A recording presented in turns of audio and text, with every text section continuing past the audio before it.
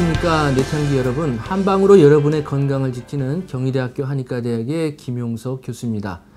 여러분들 조건반사 잘 아시죠? 파블로프의 개. 우리 개에 밥을 줄 때 종소리 주면 개가 침 흘리는 거죠. 그러다가 이제 종소리만 해도 개가 침을 흘린다는 이야기입니다. 그런데 사실 개는 종소리가 아니어도 주인이 밥통만 가져가면 침을 흘리게 돼 있습니다. 그러나 침 흘리는 것이 이게 개에만 속하는 것이 아니고 사람도 마찬가지거든요. 우리가 신음식을 먹거나 또 매실, 석류 같은 이야기만 해도 입에서 군침이 도는 것을 볼 수가 있습니다. 저도 지금 그 말을 했더니 침이 도는 것을 볼 수가 있군요.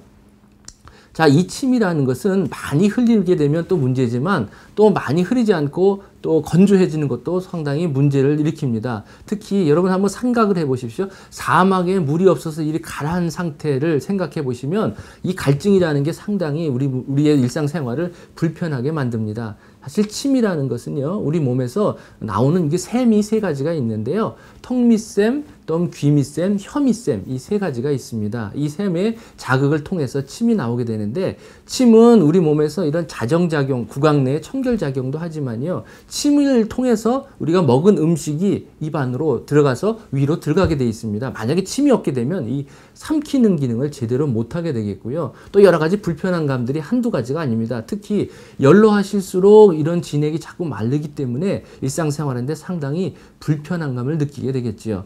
옛날에 퇴계 이황 선생님께서는 이 침의 중요성을 깨달으셔서 이 침을 하나의 진액으로 보셨기 때문에 함부로 다루지 않으시고요. 아침마다 일어나서 어금니를 이렇게 딱딱딱딱 치는 고치법을 쓰셨어요. 그래서 딱딱딱딱 당기면 이 턱밑샘을 자극시키니까 딱 침이 나오겠죠. 그래서 이 침이 나온 거를 뱉지 않고 그대로 삼켜서 이 진액을 보충하는 이런 건강유지법을 하셨다고 합니다. 또 이런 분들도 있습니다. 또 아침에 일어나서 치아를 하지만 또는 이 혀를 가지고 잇몸 전체를 한 바퀴 이렇게 돌려주시면 침이 생기기 때문에 그 침을 가지고 뱉지 않고 삼켜서 연침법들을 하시는 건강을 유지하시는 분들도 있습니다.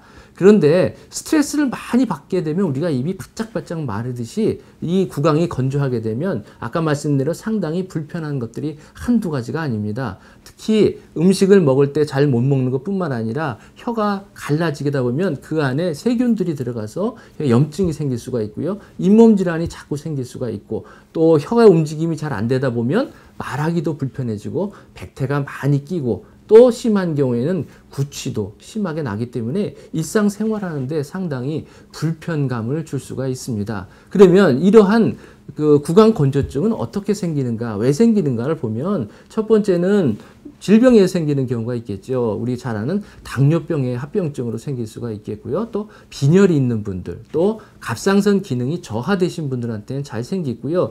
요새는 스트레스를 많이 받고 정신적으로 많이 스트레스와 우울증이 있어서 그런지 대부분 우울증 약을 드시는 분들이 많은데 우울증 약을 드시거나 또 히스타민 계통의 약을 드실 경우에도 마찬가지로 구강이 건조해집니다. 또한 요새는 항암 치료 받는 분들이 많습니다. 그래서 이 항암 치료 중에 특히 목이나 머리 쪽에 종양이 있는 분들을 이 항암 치료를 받게 되면 침샘에 손상을 주기 때문에 침샘이 덜 나오는 경우가 있습니다. 그래서 구강 건조증이 있다 보니까 항상 물을 갖고 다니는 분들이 많습니다. 이런 것들을 치료하기 위해서는 먼저 이 자극이 안 돼서 생기는 경우가 있겠고요. 또 한 가지는 절대적으로 양이 부족해서 생기는 경우가 있을 것입니다. 절대적으로 양이 부족한 경우에 좋은 것들이 우리 한방는 생맥산이라는 것이 있습니다. 그 약은 인삼, 맹문동, 오미자 이 세 가지 이 약재가 우리 진액을 생성시켜주는데 상당히 좋기 때문에 이 세 가지를 섞어서 드시면 좋고요.